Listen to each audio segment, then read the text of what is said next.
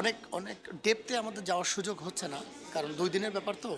কিন্তু আমরা যেটা একদম সাংবাদিকতা, যেটা প্র্যাকটিক্যাল, যেটা না হইলে নয়, ধরেন আপনি একটা শিরোনাম দিবেন, আপনি ধরেন যে বিট করেন সেই বিটের বাইরে একটা নিউজ আসছে, ধরেন আপনি স্পোর্টস অথবা আপনি আবহাওয়া অফিসের একটা নিউজ আসছে। এখন আপনি শিরোনামটা ভালো পারছেন না, যেহেতু আপনার বিট না, তাহলে আপনি তখন এ আর সুযোগ নিয়ে আপনি কিন্তু বলতে পারেন যে আমার এই সিচুয়েশন, চ্যাট জিবিটিকেও বলতে পারেন যে এই সিচুয়েশন, সো এখানে আমি কি শিরোনাম দিলে ভালো হয়, ও আপনাকে 5টা 7টা শিরোনাম দেবে, ওর মধ্যে একটা বেছে আপনি দিয়ে দিতে পারেন। মানে এই যে কুইক আপনাকে 5টা শিরোনাম দিয়ে দিল, তো এই 5টা শিরোনামের মধ্যে একটা বাছাই করতে কিন্তু আপনার খুব সহজেই পেরে যাবেন। তো এভাবে সাংবাদিকতাকে এখন সহজ করবে হচ্ছে এআই। এআই কিন্তু সাংবাদিক না, সাংবাদিকের সহযোগী বা হাতিয়ার বলতে পারেন আপনি। একজন সাংবাদিককে হেল্পার হিসেবে সহযোগিতা করতে পারে এআই বা চ্যাট জিপিটি এগুলো। এআই আসার ফলে আপনি কি মনে করছেন যে এটা আসলে মানুষের ব্রেনকে বা মস্তিষ্ককে কিছুটা দুর্বল করে ফেলছে?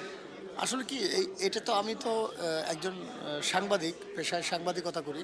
তো এআই নিয়ে যারা অনেক বেশি বোদ্ধা, এই প্রশ্নটার উত্তর তারা আসলে ভালো দিতে পারবে। তবে আমার কাছে মনে হয় না যে কোনো আবিষ্কারই, বিজ্ঞানের কোনো অবদানই আসলে মানুষের জন্য ক্ষতির কারণ, এটা আমার মনে হয় না। হ্যাঁ, পার্শ্ব প্রতিক্রিয়া কিছু নেগেটিভ দিক থাকতে পারে, সেটা ভিন্ন জিনিস, কিন্তু মানুষের কল্যাণের জন্য এগুলো এসছে বলে আমি মনে করি।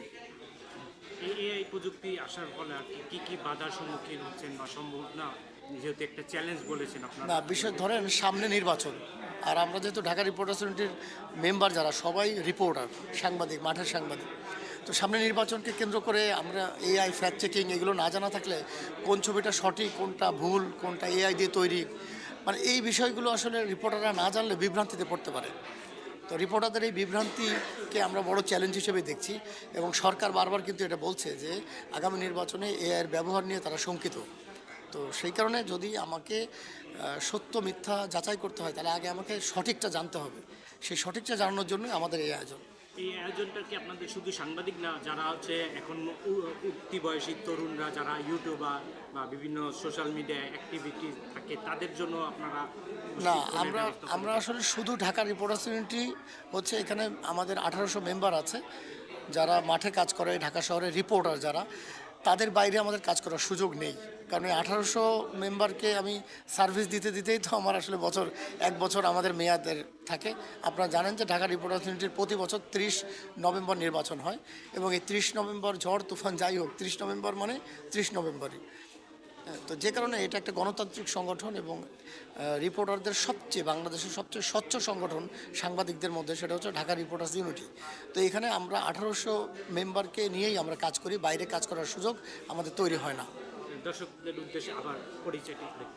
আমার নাম মাহমুদ সোহেল, আমি বিশেষ প্রতিনিধি গাজী টিভি, জি টিভি, আর তথ্য প্রযুক্তি ও প্রশিক্ষণ সম্পাদক ঢাকা রিপোর্টার্স ইউনিটি।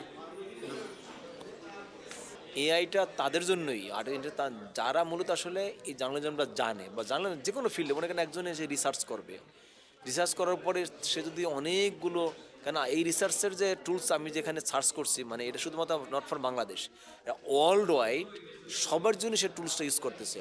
মানে হলো যে একটা লোক যখন সে রিসার্চ করে যখন সে জমা দেবে কোনো একটা বিষয়ের উপরে, সে যখন দেখা যায় যে সে ওয়েব সার্চ করে মানে কোটি কোটি তথ্য থেকে, মানে যেখানে আমি কোনো তথ্য আমাকে এখানে বাদ পড়বে না, সবগুলো নিয়ে আসার পরে আমার সামনে যখন নিয়ে আসবে, তখন আমি এখান থেকে দেখে আমি আমার মতো করে আমি বেটার কিছু একটা সামারি দিতে পারবো। সে এটা মানুষ অলস না, এটা মূলত মানুষকে আরও বেশি মানে নির্যাস বা আরও বেশি ক্রিয়েটিভ ওয়ার্ক দেওয়ার জন্য, বা একটা ফ্রুটফুল বা কনক্রিট একটা ভালো সামারাইজ করে ভালো একটা বেটার রেজাল্ট দেওয়ার জন্য এই বিষয়টা আমার জন্য হেল্প, আর নট এটা অলস হয় না।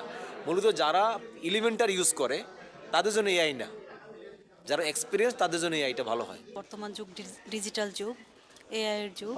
এখন যদি আমরা এটা না জানি, তাহলে আমরা আসলে আমাদের প্রফেশনাল লাইফে বেশি দূর এগোতে পারবো না। এই ধরনের ট্রেনিং বেশি বেশি হওয়া উচিত, এবং এই ট্রেনিং থেকে আমরা অনেক কিছু শিখেছি গত 2 দিন ধরে। আশা করি আমরা আমাদের পেশাগত জীবনে এটা কাজে লাগাতে পারবো, এবং এটার মাধ্যমে ভালো কিছু হবে আশা করছি। এখানে এআই ব্যবহার করে আমরা সাংবাদিকরা কিভাবে সাংবাদিকতা ভালো করতে পারবো, এই জিনিসগুলোই কালকে এবং আজকে আমরা শিখি। আপনি কি যেহেতু 2 দিন এটা প্রশিক্ষণ দেওয়া হচ্ছে, হ্যাঁ, অনেক সময়। 2 দিনে এআই শেখার জন্য বা যথেষ্ট কিনা বা একেবারেই না, একদমই না। এটা একটা বড় সমুদ্রের মধ্যে এক ফোঁটা জল ফেলার মতো।